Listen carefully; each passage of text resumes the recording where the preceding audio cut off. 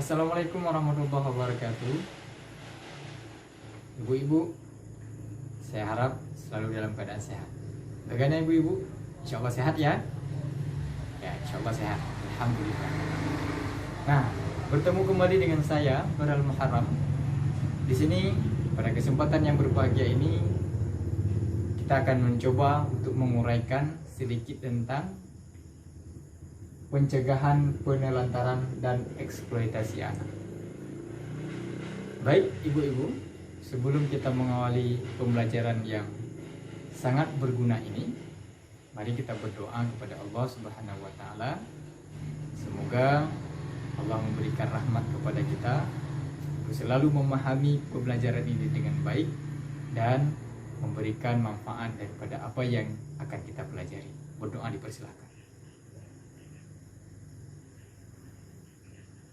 Doa selesai. Ibu-ibu, pada kesempatan yang berbahagia ini kita akan mencoba membahas tentang pencegahan penelantaran dan eksploitasi. Yang sebelumnya kita sudah mempelajari bagaimana tentang penyakitan anak dan kebersihan lingkungan. Nah, pada kesempatan ini kita perlu mencoba untuk membahas bagaimana cara-cara untuk kita memberikan perlindungan terhadap anak kita.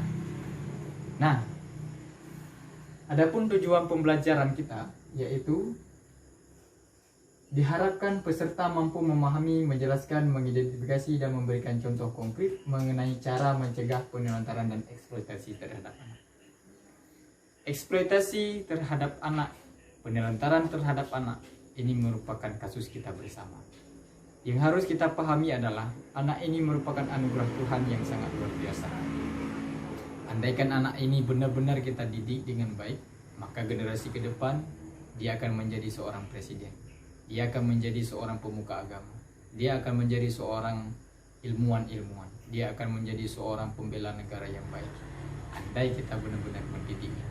Tetapi apabila kita gagal dalam memberikan pendidikan yang baik kepada anak kita, maka ini akan menjadi efek negatif kepada lingkungan sekitarnya, termasuk kepada keluarga, negara, bangsa, dan umumnya kepada dunia. Kenapa? Karena di saat salah dipergunakan wewenang, salah dimanfaatkan ilmu yang diberikan, maka ini akan menjadi kerusakan terjadi di muka bumi. Baik, ibu-ibu. Nah, pada tahap ini kita akan mencoba membahas tentang pengertian penelantaran. Nah, apa itu penelantaran? Saya yakin ibu-ibu pasti sudah paham apa yang dimaksud dengan penelantaran. Nah, tapi coba kita rangkum sama-sama. Yang dimaksud dengan penelantaran adalah tidak dilakukannya kewajiban dan tanggung jawab orang tua pengasuh dalam memenuhi kebutuhan dasar anak, baik fisik, psikis, rohani maupun sosial. Artinya, orang tua atau pengasuh tidak memberikan hak yang harus diterima oleh anak. Nah, ini akan menjadi sebuah penelantaran kepada anak. Oleh karena itu, mari sama-sama kita selaku orang tua diberikan kewajiban oleh Allah, diberikan kewajiban oleh negara untuk menjaga anak-anak kita akan menjadi anak-anak yang baik, agar terpenuhi baik secara fisik mereka, secara psikis mereka, secara sosial mereka, dan mereka bisa diterima oleh masyarakat sekitar. Ini adalah tujuan kita bersama. Nah, menurut Undang-Undang Pasal 1 Undang-Undang Nomor 4 Tahun 1979, anak terlantar adalah anak yang karena suatu sebab orang tuanya melalaikan kewajibannya sehingga kebutuhan anak tidak dapat terpenuhi dengan wajar baik secara rohani, jasmani maupun sosial. Artinya, penelantaran itu terjadi karena sebab-sebab tertentu. Sebab-sebabnya itu bisa bermacam-macam. Bisa karena keretakan dalam rumah tangga, ya. Bisa karena pemahaman orang tua yang tidak terlalu baik tentang bagaimana melindungi anak. Atau bisa saja karena lingkungan di sekitarnya, masyarakatnya, atau sosialnya yang sudah berkembang sehingga menjadi budaya yang tidak terlalu mempedulikan anak. Nah, inilah yang akan menjadikan penelantaran terhadap anak. kita coba saksikan contoh-contoh dalam kehidupan yang barangkali kami yakin ibu-ibu pasti sudah pernah mengalami bagaimana ada contoh-contoh maupun kecil ya terkait dengan penelantaran-penelantaran terhadap anak. Tidak memberikan makanan yang sehat, aman dan bergizi. Nah, coba kita bayangkan ibu-ibu di saat anak-anak kita merengek meminta es krim ataupun makanan-makanan yang tidak sehat, banyak pengawet. Lalu kita berikan, kita biarkan, kita bahkan beli banyak-banyak, kita bawa pulang ke rumah. Padahal itu sebenarnya penelantaran terhadap anak. Kenapa kita mengabaikan kesehatan terhadap anak? Kemudian tidak diberikan tempat tinggal dan pakaian yang layak. Kemudian tidak pernah diberi waktu dan kesempatan bermain, tidak diizinkan sekolah. Banyak sekali kita melihat ada anak-anak yang memang mereka sedang waktunya bermain, tetapi kita memaksakan mereka untuk menemani kita bekerja. Misalnya kita mengajak mereka untuk ke sawah, padahal masih kecil, dengan kita berikan beban-beban yang kuat. Nah, ini sebenarnya merupakan penelantaran terhadap anak. Kemudian tidak melakukan imunisasi terhadap anak, tidak ke posyandu untuk menimbang berat dan ukur tinggi badan, tidak dibawa berobat ke puskesmas layanan kesehatan lain ketika anak sakit, tidak mendukung pendidikan anak, tidak memberikan kasih sayang, tidak memberikan perhatian, tidak mendengar pendapat anak, tidak memberikan kesempatan beribadah, tidak mengenali nilai-nilai baik dan buruk, tidak mengajarkan untuk menghargai dan orang atau berhubungan dengan orang lain, ditinggal sendiri, didiamkan dalam kurun waktu tertentu, tidak dipedulikan. Ini adalah bentuk-bentuk contoh penelantaran terhadap anak yang barangkali di kehidupan kita, lingkungan kita juga kita mengalami hal tersebut.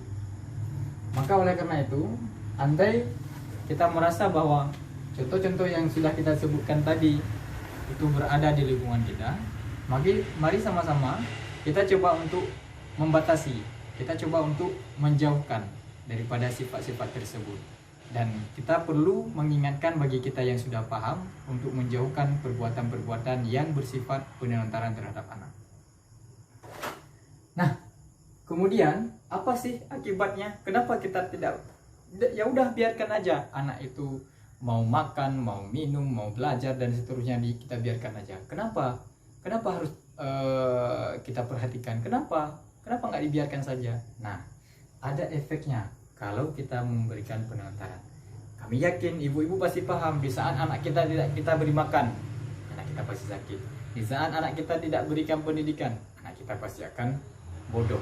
Di saat anak kita tidak bekali dengan pengetahuan, pengalaman yang cukup, maka mereka akan menjadi sampah di lingkungan masyarakat. Oleh karena itu, kita perlu mengupayakan sebaik-baik mungkin anak kita menjadi anak-anak yang baik. Oleh karena itu perlu perlindungan terhadap anak juga dengan kategori yang baik.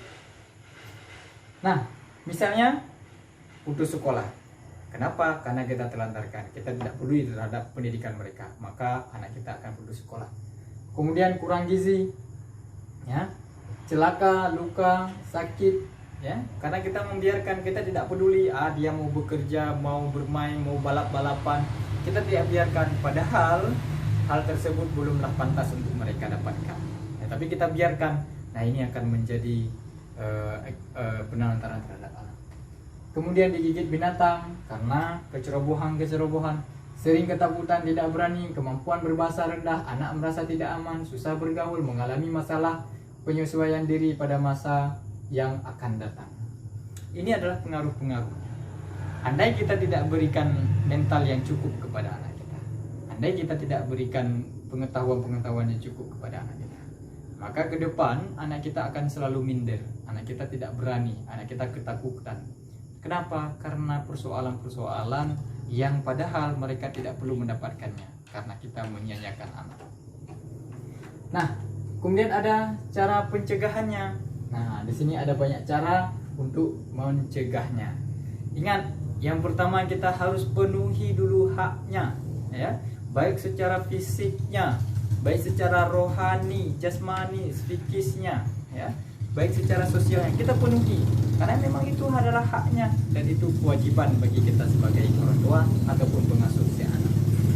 Kemudian kita harus selalu meluangkan waktu, ya, luangkan waktu kita sejenak untuk bermain bersama anak, ya, luangkan waktu kita sejenak untuk menemani mereka belajar, luangkan waktu sejenak untuk memberikan motivasi, menemani mereka bercerita dan seterusnya. Ini perlu diberikan kepada anak agar apa? Anak kita benar-benar merasa terlindungi. Kemudian berbagi tugas dalam mengasuh anak, ya, artinya ingat, anak itu adalah sesuatu yang perlu dijaga dengan baik. Maka andai pun kita punya pekerjaan ataupun hal-hal yang harus kita kerjakan, kita harus bisa membagi waktu baik dengan pasangan kita ataupun dengan dalam keluarga kita. Coba untuk anak ini selalu mendapatkan perhatian. Jangan sampai anak ini kosong dari perhatian. Mendidik anak tentang apa yang boleh dan tidak boleh dilakukan. Memperhatikan pergaulan anak, ya. Memperhatikan perkembangan anak, menitipkan anak keluarga kerabat yang dapat dipercaya pada saat orang tua tidak berada di rumah. Nah, artinya jangan juga selalu kita menitipkan anak kita. Kita seakan-akan membiarkan anak kita dididik oleh orang lain. Nah, padahal anak kita juga perlu kedekatan emosional dengan kita. Oleh karena itu jangan sering-sering dilakukan. Tetapi apabila memang perlu kita tinggalkan, maka tinggalkan anak kita dengan orang-orang yang terpercaya dan kita yakin mereka sanggup untuk menjaga anak kita. Kemudian memperhatikan perkembangan anak, menitipkan anak di tempat penitipan anak, mengkonsultasikan masalah keluarga dengan aparat setempat, bawa anak ke tempat kerja jika ada fasilitas yang aman. Jangan sampai pula kadang kita di tempat kerja dengan kerjaan kita yang sangat berat, kita membawakan anak. Nah, kapan kita bekerja, kapan kita menjaga anak. Nah, kalau memang tidak memungkinkan untuk kita bawakan kerja, maka titiplah anak di tempat penitipan yang terpercaya. Kemudian konsultasi dengan pendamping PKH untuk membantu cari solusi. Nah, ini juga tugas dari pendamping PKH. Jika memang anak-anak kita memiliki kasus-kasus tertentu atau ada kasus-kasus penelantaran terhadap anak kita, maka konsultasikan kepada pihak-pihak yang kira-kira berwenang, termasuk kepada pendamping PKH. Nah, kita sudah selesai tentang penelantaran. Selanjutnya kita akan mencoba membahas bagaimana yang dimaksud dengan eksploitasi.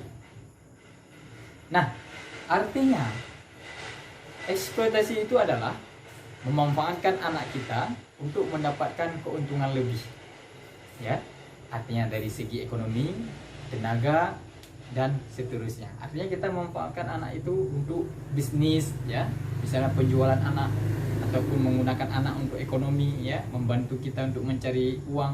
Nah, ini adalah eksploitasi anak. Nah, kemudian contoh-contoh eksploitasi anak yang dilacurkan, ya, kita jual anak untuk makan, untuk pekerjaan yang tidak baik, yang kotor, yang jorok, ya. Kemudian pornografi anak, anak yang mengalami kecacatan atau bayi yang digunakan untuk memancing rasa iba. Ini sering kali terjadi, ya, supaya orang memberi bantuan, sumbangan dan seterusnya, yang kita manfaatkan anak. Atau anak kita tidak mau kita berikan alas kaki, kita suruh jalan mereka di terik matahari supaya orang iba memberikan bantuan. Nah, ini eksploitasi anak. Kemudian pemanfaatan kepolosan dan keluguan anak, ya. Perkawinan anak pada usia di bawah 18 tahun, ya.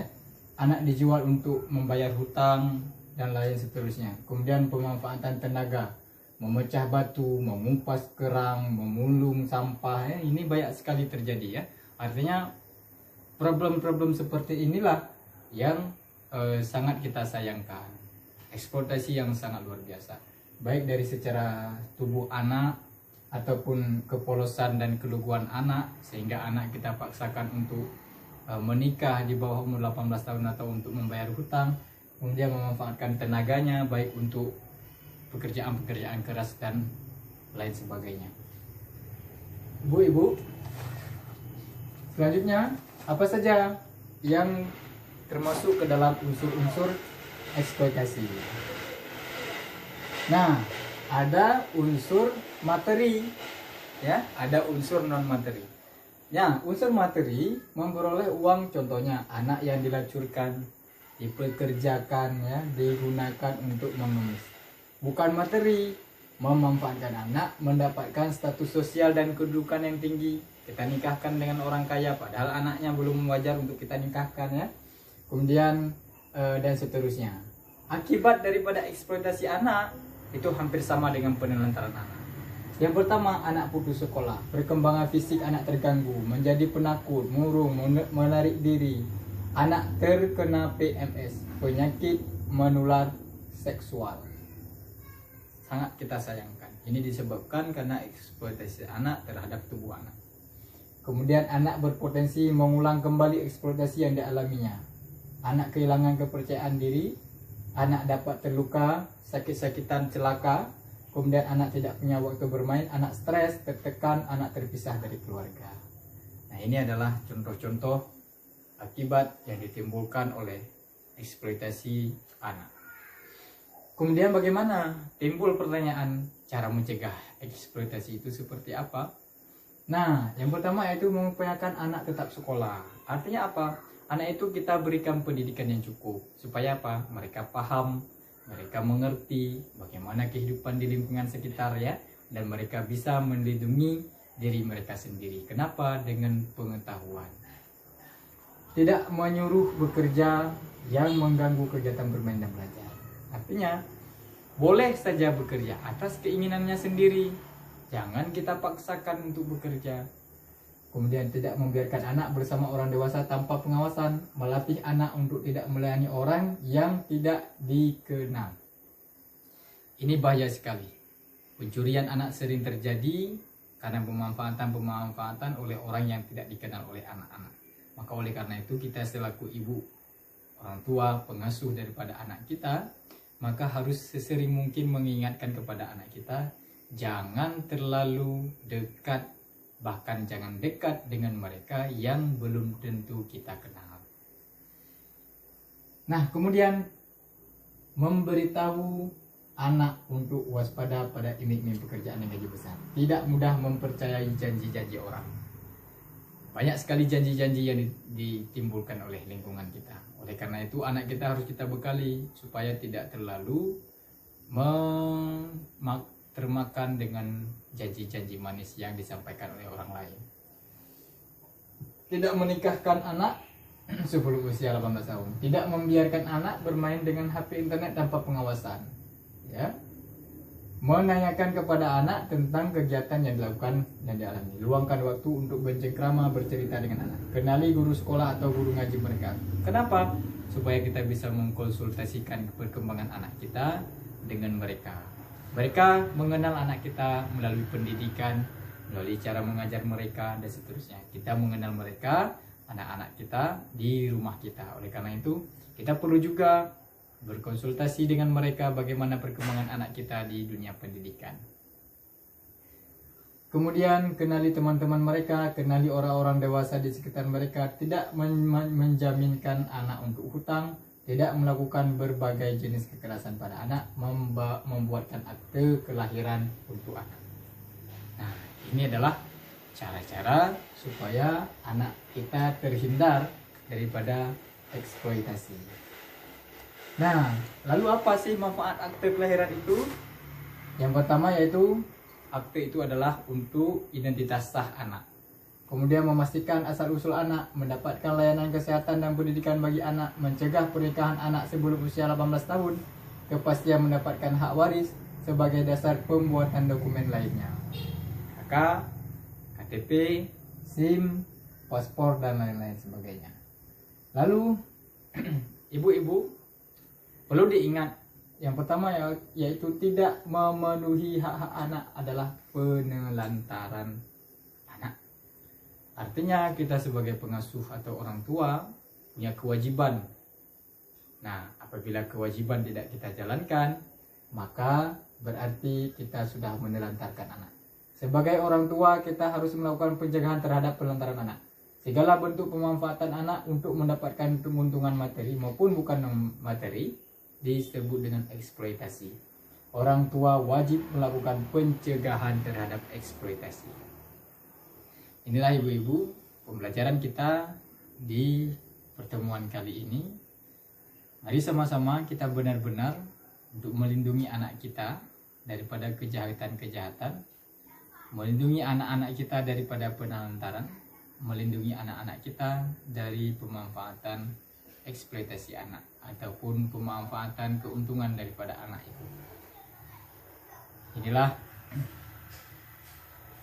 pertemuan kita pada kali ini, dan semoga apa yang sudah kita sampaikan memberikan manfaat kepada saya sendiri dan kepada ibu-ibu dan kepada seluruh penonton semuanya. Semoga pembelajaran ini menjadi manfaat kepada kita semua. Demikian yang dapat saya sampaikan. Assalamualaikum warahmatullahi wabarakatuh.